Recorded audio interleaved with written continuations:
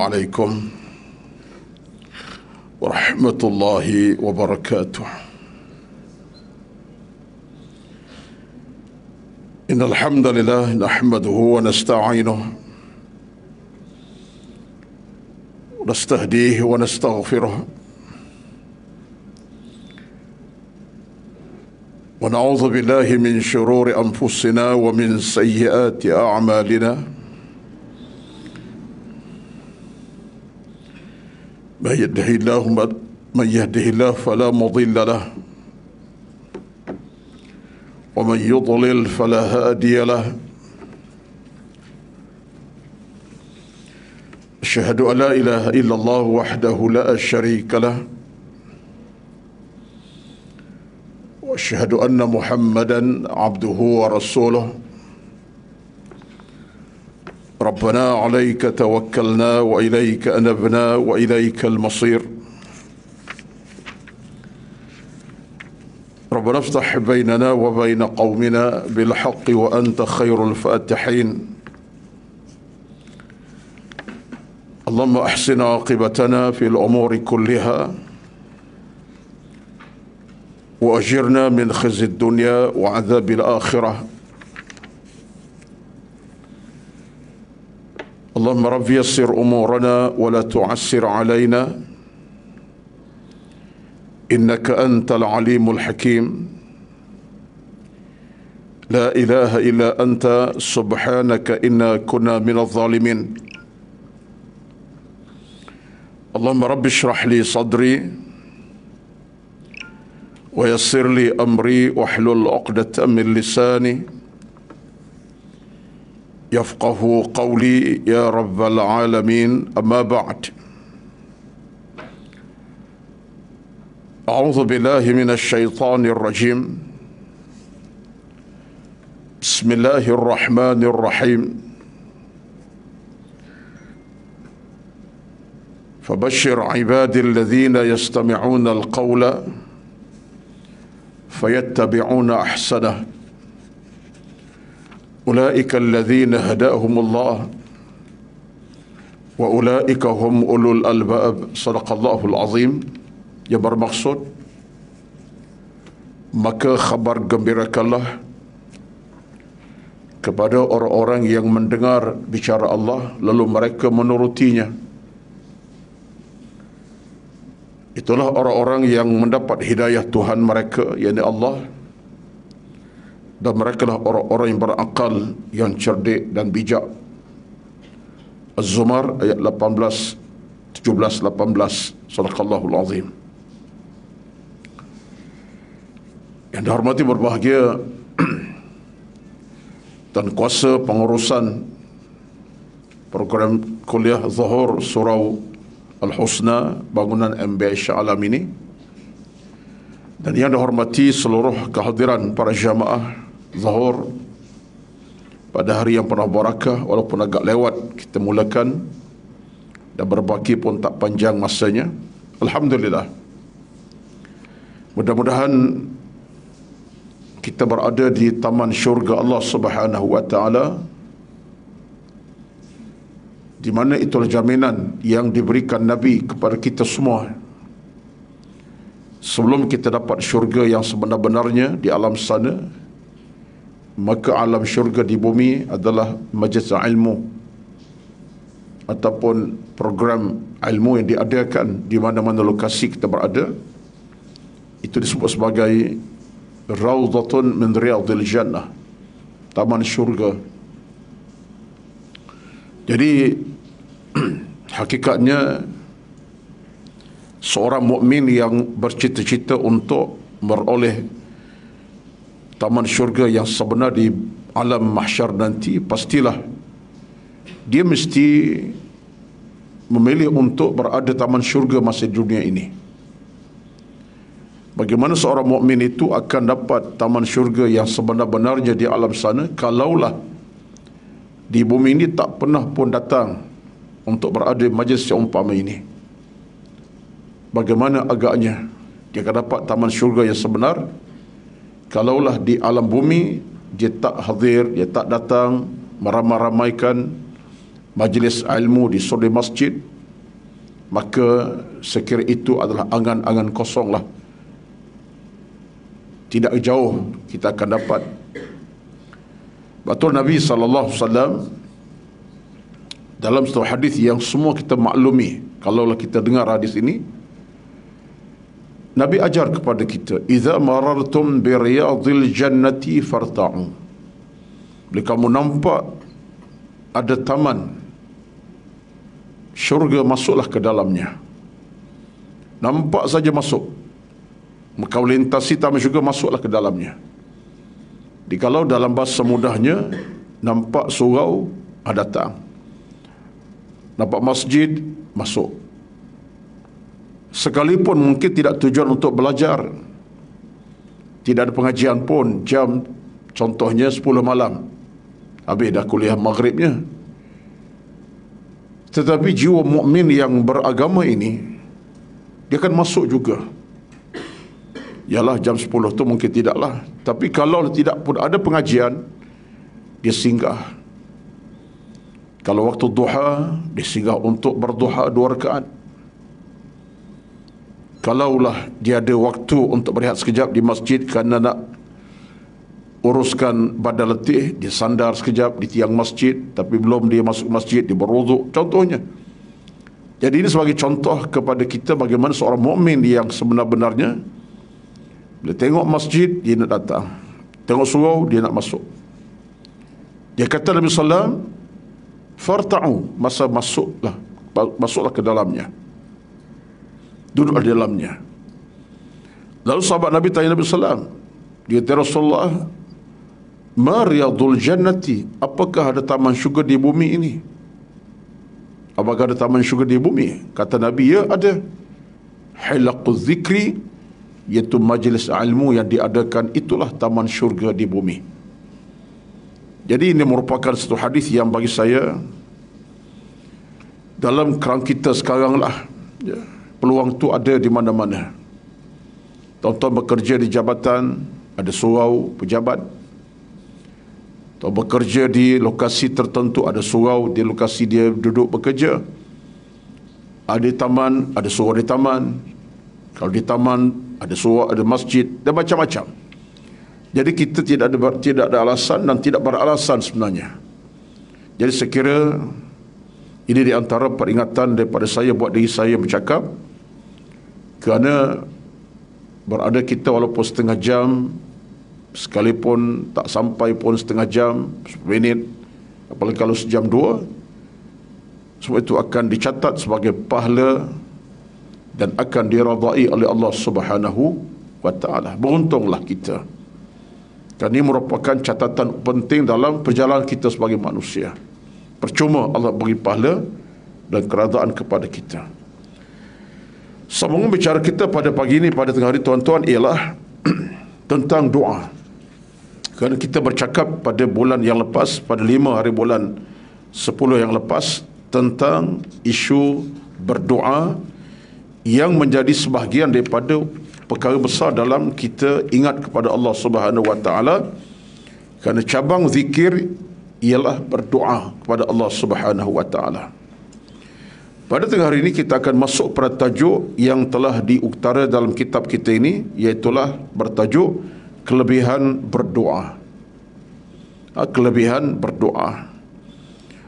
Berhubung dengan kelebihan berdoa, Abu Hurairah radhiyallahu anhu meriwayatkan daripada Nabi satu hadis yang disebutkan Imam At-Tirmizi, disebutkan oleh An-Nasa'i, dengan hadis berbunyi, "Laisa syai'un akrama 'ala Allah Ta'ala min ad-du'a."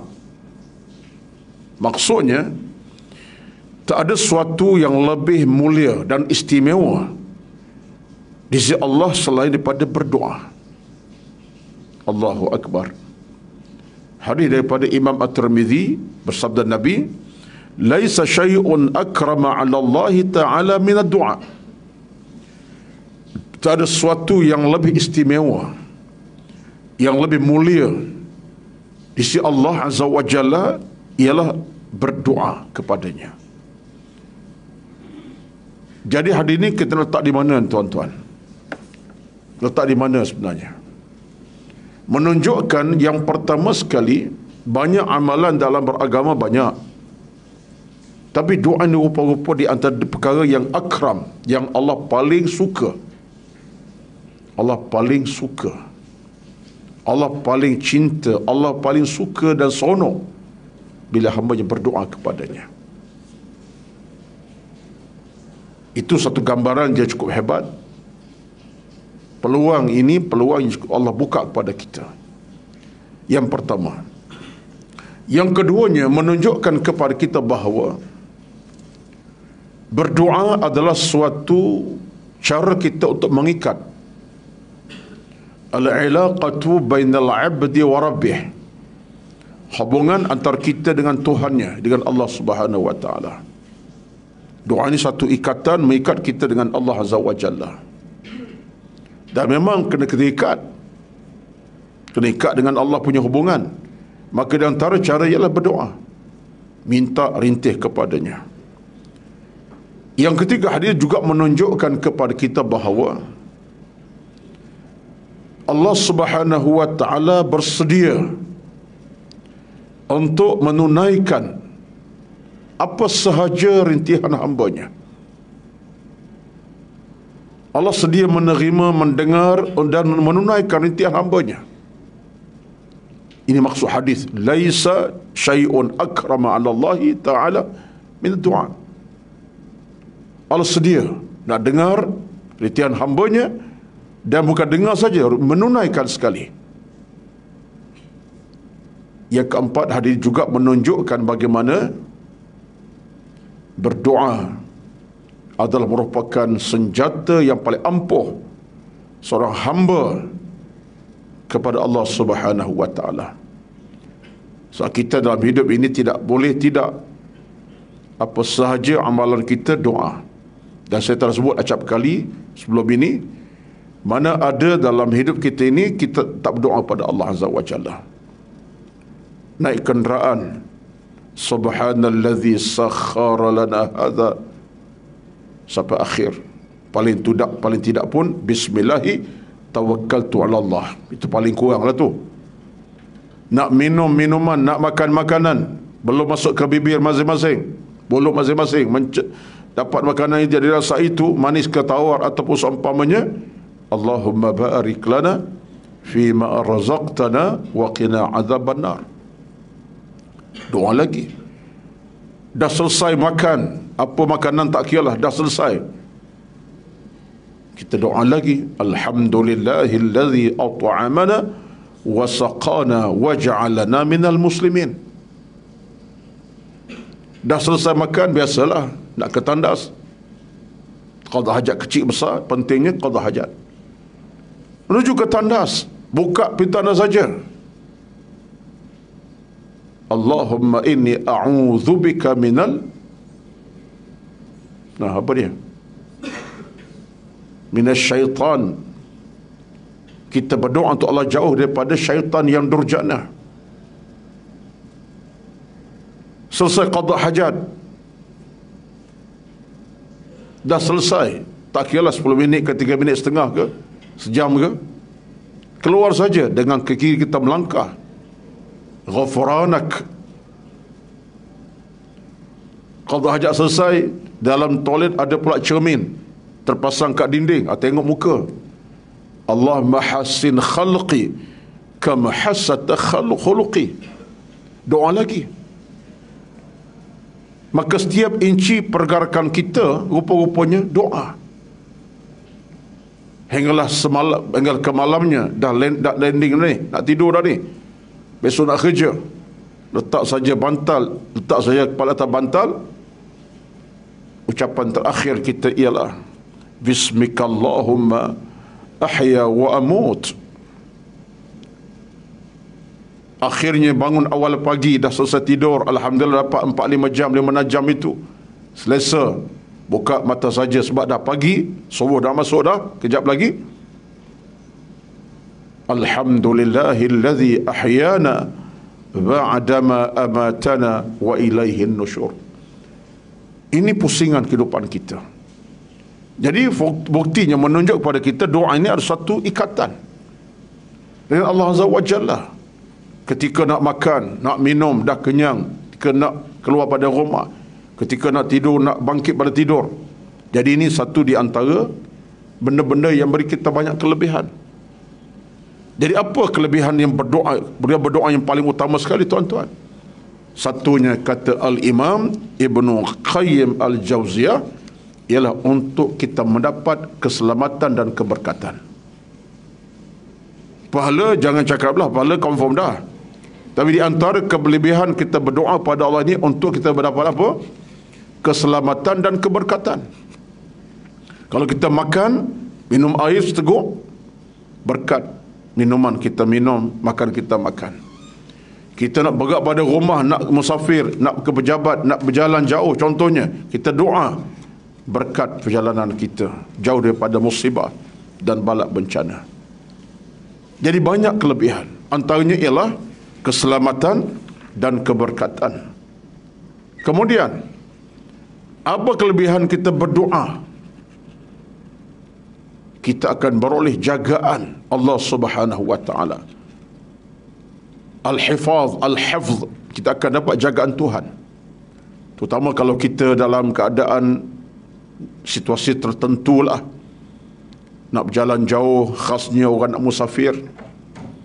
Sebab dalam hubungan musafir ini, kita diajar dalam agama melalui beberapa amalan. Ada solat musafir, boleh kita buat 2 rakaat solat musafir. Sebab dalam satu hadis Nabi sebut kepada kita, orang bermusafir ini doanya Allah berkati. Allah berkati ketika musafir, banyakkan doa, Allah berkati doanya. Dan yang keduanya, kita nak jadikan musafir kita selamat daripada mara bahaya bala bencana. Musafir ini kalaulah melalui perjalanan yang jauh berkenderaan, banyak risiko menanti. Banyak risiko menanti kita, tuan-tuan, puan-puan. Sementara dunia sekarang ini, dunia menakutkan. Baca saja berita dalam akhbar, aksiden 5 buah kenderaan sekaligus. Lori hantam dari belakang, lori pula tak erti nak slow dah sekarang ni. Dia laju je. Tak pasal-pasal kita yang tak ada masalah, ada masalah. Dihentam. Contohnya, bukan minta ni, berlaku. Saya dah bawa kenderaan ready dah, tak mengantuk pun, tapi ada aksiden. Bukan takat aksiden biasa, mati keluarga setengah-setengahnya, 4 orang sekaligus meninggal. Banyak benda. Maka di antara pintu keselamatan kita yang kita mohon ialah Allah beri kita ke apa? Keamanan. Allah pelihara kita, serah kepadanya. Wa inna ila rabbina lamunqalibun. Kita serah pada Allah Azza wa Jalla. Maka yakinlah kita, kalau kita musafir, kita mula dengan solat musafir, baca doa, subhanalladzi sakharana hadza wa ma kunna lahu muqrinin wa inna ila rabbina lamunqalibun. Dan kita pula musafir dengan sihat walafiat, tak ada masalah, mengantuk macam-macam, insya-Allah lah 5 jam jalan kita pergi balik selamat, insya-Allah. Sebab yang jaga tu Allah Subhanahu wa taala. Kerana kamu ingat pada aku, Allah jauhkan mara bahaya, bala bencana dan seumpama. Ini antara benda yang kait dengan doa tadi. Allah pelihara kita. Kita. Pertama, keselamatan dan keamanan, keberkatan. Kedua, Allah pelihara kita. Yang ketiga, apa kelebihan kita berdoa? Yang ketiga ialah ia menjadi cabang ibadat kepada Allah Subhanahu wa taala. Menjadi cabang ibadat. Ini disebutkan oleh Al-Imam Ibnu Qayyim, dia kata apa? Far'un minal ibadati. Kita berdoa cabang ibadat. Contohnya, saya minum air sekarang, tapi taklah, ya, saya minum air sekarang ni. Kalau saya minum, saya sebut nama Tuhan, paling kurang bismillah, ataupun tadi Allahumma barik, jadi ibadat ni. Bila saya minum tanpa sebenarnya, jadi ada dah lapar minum, dah dahaga minum, tak ada ibadat, tak ada ibadat. Jadi mana boleh berubah jadi ibadat bila saya guna sebut nama Allah, minum air. Padahal minum air je, tapi kerana saya mula di atas nama Tuhan, Jadi ibadat. Berpahala. Belum sembahyang zuhur lagi tu. Minum air saja dapat pahala ibadat. Kenapa? Sebab saya mula di atas nama Tuhan. Tapi saya minum saja tanpa ucap doa, kira buah air, minum saja, tak dapat pahala ibadat. Sekadar boleh kenyang lah. Ada lah, ada minum, kenyang, itu saja. Tengok beza kita punya nilai peribadatan itu. Bila kita buat satu benda dengan berdoa, dia jadi pahala ibadat kepada Allah Subhanahu wa taala. Benda biasa minum air, benda adat biasa, tapi kerana kita mula dengan Tuhan, nama Tuhan, jadi pahala ibadat. Minta maaf sebut hatta dalam hubungan suami isteri. Ini minta maaf sebut macam tu. Tapi ini di antara kenyataan dalam fiqh ibadat kita. Habata hubungan suami isteri, hubungan kelamin maksud saya, di atas nama Tuhan kita melakukannya. Ada doa. Allahumma jannibna syaitan wa jannibis syaitan. Kita dah lupa dah doa tu. Tak hafal langsung, dah hafal tu. Kita minta Allah jauhkan gangguan syaitan dalam urusan kami bersama suami isteri ni. Jauhkan dari syaitan, gangguan syaitan. Doa tu pahala.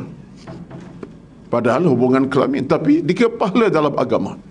Tapi kalau tak doa tak ada, sekadar tu lah. Pahala tak ada. Tapi sekadar itulah amalannya. Tapi dalam agama ini, benda macam tu dianggap ibadat bila disebut nama Allah Azza wa Jalla. Ini sebagai contoh besarnya nilai doa itu dalam agama. Dan orang mukmin dia sentiasa ada kekuatan untuk jadikan doa sebagai pakaian hariannya.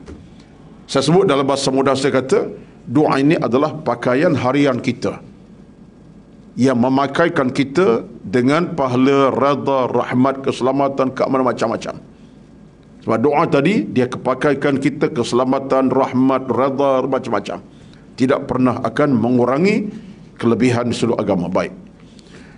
Dalam hal ini ada satu hadis yang kita boleh ambil peringatan bagaimana Allah Subhanahu wa taala tadi sebut dalam hadis kita baca tadi kan, antara benda yang paling mulia si Allah ialah berdoa.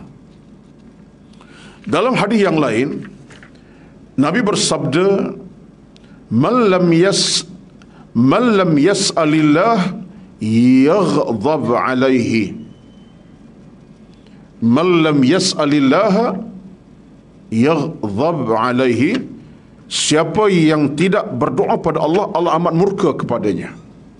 Hadis daripada At-Tirmidzi, disahihkan Al-Albani, dan hadis dianggap hadis sahih. Kata Nabi dalam hadis pada Imam Tirmidzi, siapa yang tak berdoa, yaghdab alaihi, Allah murkai kepadanya. Jadi tiba-tiba dalam hadis tuan-tuan jadi ingatan kepada kita ni. Allah murka bila bermaksiat, murkalah. Tak sembahyang, murka. Cakap dusta, murka. Bohongkan orang, murka. Caci orang, murka. Fitnah orang, murka. Murka belaka tu. Tapi orang tak berdoa ni pun dianggap benda yang boleh menimbulkan murka Allah juga. Pun kena faham lah tu, betapa doa ini satu benda yang amat penting dan mustahak. Kalau kita nak Allah sayang, doa. Nak Allah kabulkan rintihan, doa. Nak Allah sayang kasih kepada kita, doa. Tapi kalau kita tak berdoa, maka kata Nabi, Allah akan murkai kepada orang itu. Tanda soalan, kenapa Allah murka orang tak nak berdoa? Ada jawapan tu. Kalau ikut pandangan Abdullah Ad-Darani, seorang ulama tasawuf. Abdullah Ad-Darani, ulama tasawuf yang terkemuka. Kalau ulama kita kemudian lah, bukan ulama lama. Kata Abdullah Ad-Darani, orang yang tak nak berdoa kepada ini adalah orang angkuh. Angkuh dan sombong. Maka di atas kesombongan itu Allah murka kepadanya. Sepatutnya kita bergantung dengan Tuhan. Nak keluar pada rumah, minta keselamatan, doa. Nak buat satu urusan kerja, doa. Minta Allah permudahkan. Patut macam itulah. Tiba-tiba kita rasa, tak berdoa aku, pandai-pandai buat sendiri. Ini orang angkuh lah namanya. Dia kata Abdul Adara ni, kenapa Allah murka pada orang terbentuk? Kerana dia angkuh dengan Allah, sombong. Maka orang yang tak nak berdoa dianggap orang sombong, sebab tu Allah murka kepadanya. Seolah kamu ni manusia, pandai-pandai kamu je. Seolah kamu ni bijak dalam mengatur hidup, buat tu perkara pasti dapat. Jangan begitu. Jadi kita kena berdoa kepada Allah. Jangan dianggap kita ni angkuh dan sombong. Baik. Itu pandangan daripada Abdullah Ad-Darani. Kemudian satu pandangan menarik juga. Kenapa Allah murka pada orang tak berdoa ini? Ini pandangan menarik juga daripada Al-Imam Ibn Qayyim Al-Jawziyah. Dia kata apa? Orang tak nak berdoa ini adalah orang yang lupa kepada Allah Subhanahu wa taala. Nisyanullah. Dia terlupa pada Allah. Padahal kalau dia ingat balik akan hidupnya, dia akan faham. Setiap inci hidupnya Allah yang tentukan. Saya sombonglah dengan Tuhan. Tiap inci hidupnya Allah yang tentukan. Pergerakan, perjalanan, mata berkelip, telinga mendengar, tangan boleh megang, menjamah, kaki melangkah. Siapa yang tentukan semua itu? Bukan kuasa kita semata-mata, tidak. Tak ada sikit kuasa pun kepada kita. Tapi semua yang tentukan perkara kita Allah Azza wa Jalla. Tiba-tiba orang tak nak berdoa ini, orang je lupa pada Allah Azza wa Jalla. Lupa hakikat yang dia kena bergantung pada. Ini pandangan Ibnu Qayyim Al-Jawziyah. Jadi kata Abdul Ad-Darani tadi, orang tak nak berdoa ini orang sombong, angkuh dengan Tuhan. Dan orang yang tak berdoa kepada Allah, kata Ibn Qayyim, orang ini lupa pada Allah. Nisyan. Dia lupa hakikat dia ini dimiliki oleh Allah Subhanahu wa taala. Kalau Allah tidak izinkan mata berkelip, terbuka tak payah setengah jam, 10 minit je, hospital jawabnya. Sebab apa? Mata tak kelip ustaz, dah 10 minit ni, tak selesa ni, hospital lah jawabnya, klinik lah jawabnya. Siapa punya kerja tu? Allah yang menentukan kelipan mata kita berkelip begitu sekali. Ini semua tuan-tuan sebagai satu peringatan yang menarik daripada para ulama kita baik. Yang terakhir untuk hari ini, dalam masa yang terbatas 3 minit terakhir ini, tuan-tuan sekalian, saya nak kutip sikit pandangan menarik di sini. Dalam bab berdoa, dia ada lagi bab doa, ada adab berdoa diungkapkan oleh pengarang kitab kita ini. Tapi satu saya ungkapkan sikit saja dalam 3 minit terakhir, 2 minit terakhir ini. Dia sebenarnya berdoa kepada Allah Subhanahu wa taala, tuan-tuan, dia adalah merupakan cabang kepada akidah. Solang balik, berdoa kepada Allah cabang pada akidah. Dia akidah benda besar. Ketuhanan Allah kita yakin, percaya Allah Maha Agung, Maha Perkasa, Maha Esa, tak ada Tuhan lain. Itu kita fahamlah, akidah lah tu. Tak ada Tuhan yang lain melainkan Allah sahaja. Maha besar, Maha Agung, Maha Pencipta dia. Doa ini cabang pada akidah. Kenapa? Sebab kata setengah ulama, orang yang berdoa, orang yakin kepada ketentuan dan kehendak Allah Subhanahu wa taala. Akidahlah tu. Aku nak, contohnya, aku nak musafir, meninggalkan rumah kediaman. Ke mana ya? Katalah nak pergi umrah lah, katakan. Meninggalkan rumah tangga ni 10 hari, 12 hari ni, bukan satu tempoh yang singkat. Dalam jiwanya dia berdoa, Allah selamat perjalanannya, sejahterakannya, pergi dan balik dengan selamat. Kalau tinggal anak pula, tinggal anak dalam keadaan mereka tenang, tak ada musibah. Bila dia berdoa kepada Allah, itu tanda akidah lah tu. Dia yakin Allah akan berinya keselamatan, keamanan, Allah jaga apa ditinggalkan di rumahnya. Akidah lah tu. Contoh yang lain, tu jauh sangat tu, nak ke Mekah. Kita keluar pada rumah, nak ke pejabat. Bukanlah sampai 6 hari pejabat. Kalau ada 6 hari pejabat, tidur rumah pejabat, tak adalah. 8 jam balik lah, contohnya. Kita keluar pada rumah kerana mencari harta 2-3 ringgit, RM1, RM2 contohnya, untuk anak isteri minum, makan. Keluarga kita nak dapatkan sesuatu. Keluar rumah tadi ada doa. Subhanallazi sakhkhara lana hadza wa ma kunna lahu muqrinin. Kita minta kita pergi balik selamat. Kita letak keyakinan kita pergi kerja dengan selamat, balik dengan selamat. Akidah tu. Allah pelihara aku keluar 3-4 jam, 5 jam keluar untuk bekerja 5 jam untuk cari harta karenamu. Akidah tu. Sebab itulah maka doa ini kata ulama cabang akidah. Maka orang tak berdoa dianggap telah mengurangi nilai akidahnya. Walaupun dia berkata Allah Tuhan yang Maha Esa, Allah satu tu, tak ada yang lain dah, memang Allah Tuhan besar. Doanya tidak, dia telah mengurangi kekuatan akidah kepada Allah Subhanahu wa. Ini satu pandangan menarik daripada kalangan para ulama kita rahmatullahi alaih. Itulah di antara perbincangan kita pada pagi ini, pada tengah hari ini, dalam tajuk doa daripada kitab kita ni, iaitu Manhajul Hidup Orang Beriman. Jadi mudah-mudahan kita akan tengok nanti adab-adab berdoa. Ada adab juga ni. Bukan pakai angkat tangan, ya Allah minta rezeki banyak sikit daripada biasa, tak jadi. Ya Allah aku nak selamat. Ada adab-adabnya. Ya. Kalau tak jaga adab, susahlah kita. Jumpa mak kita nak minta duit sikit, bantu kita sikit, kita sempit. Mak, duit sikit mak. Dia tengok, ni nombor dia angkat. Cuba puji sikit, mak, nampak makin cantik, makin muda lah mak sekarang ni. Okey mak, mak dah berapa umur sekarang? 65 kan? Tapi macam 33 mak. Masuklah jarumnya.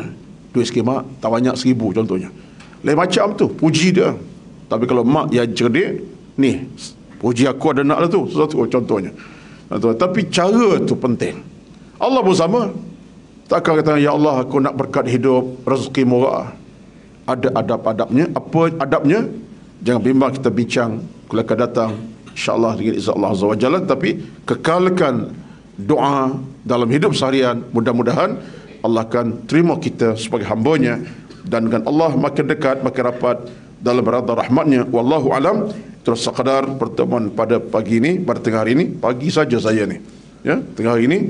Moga Allah rahmati kita semua. Ada sikit nak iklan. Ini satu buku baru kami, bukan saya seorang. Tajuknya Jodoh Anugerah Dia. Memang buku ini terbaiklah, dengan penceritaan, telling story. Storytelling ke telling story? Storytelling, mana satu? Ya, telling story, ya. Storytelling. Betul lah, mana-mana je lah. Bentuk penceritaan.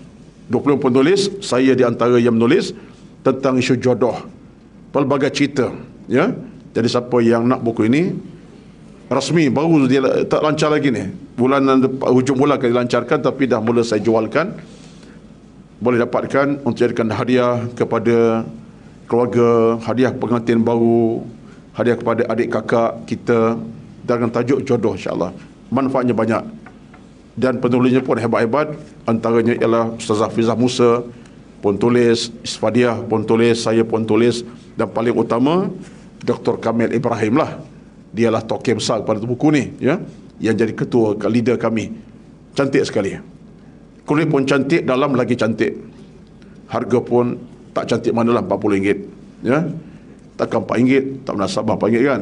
Mana RM4 sekarang ni. Siapa nak, insya-Allah boleh dapatkan kemudian. Tak nak beli sebuah, beli 3 pun tak apa, tak ada masalah. Hadiah kawan lain, ya. Hadiah kena kahwin hujung minggu ni, balut-balut hantar kepada pengantin, insya-Allah. Dimaklumkan kita nak solat ni. Bismillahirrahmanirrahim. Alhamdulillahirabbil alamin. Wassalatu wassalamu ala sayyidina Muhammad wa ala alihi wa sahbihi ajma'in. Allahumma inna nas'aluka ridhaka wal jannah wa na'udzubika min sakhatika wan nar. اللهم إنك عفو كريم تحب العفو فاعف عنا. اللهم رب يسر أمورنا ولا تعسر علينا إنك أنت العليم الحكيم. لا إله إلا أنت سبحانك إنا كنا من الظالمين. ربنا آتنا في الدنيا حسنة وفي الآخرة حسنة وقنا عذاب النار. والحمد لله رب العالمين. تقبل الله منكم، تقبل يا كريم. والسلام عليكم warahmatullahi wabarakatuh.